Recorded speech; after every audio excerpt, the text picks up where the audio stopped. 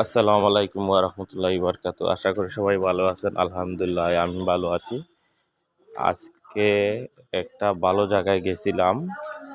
বলতে আমরা সুনামগঞ্জ ঘুরতে যাওয়ার পথে আমার বাড়ির পাশে পাগলা বাজার, পাগলা মসজিদ, যেটা ওই যে পাগলা জমিদার বাড়ি, বড় জামে মসজিদ বলে, সেই বাড়িতে আমার এই জীবনের প্রথম আজকে গেলাম এবং দেখলাম অনেক সুন্দর। এবং আমরা সুনামগঞ্জ যাওয়ার পথে দেখি কই হঠাৎ মনে হইলো আমরা সুনামগঞ্জের এই মসজিদটাতে আমি কোনোদিন ঢুকি নাই। ঢুকতেই দেখি আমরা জোহরের নামাজের টাইম হয়েছে, জোহরের নামাজ পড়লাম, পইরা আমরা ঘোরাঘুরি করলাম, আর দুইটা ভিডিও নিলাম স্মৃতি হিসাবে। কোনোদিন এই মসজিদে যাই নাই, কিন্তু আমার বাড়ির পাশেই একবারে, আমি কিন্তু কোনোদিন যাই নাই।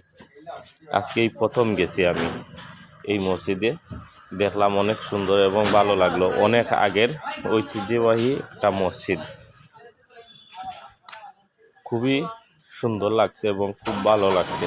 অনেক বড় মসজিদটা, আর আশেপাশে একবারে নদীর পাশেই, দেখতে অনেক ভালো লাগছে। এবং একটা মাদ্রাসা আছে,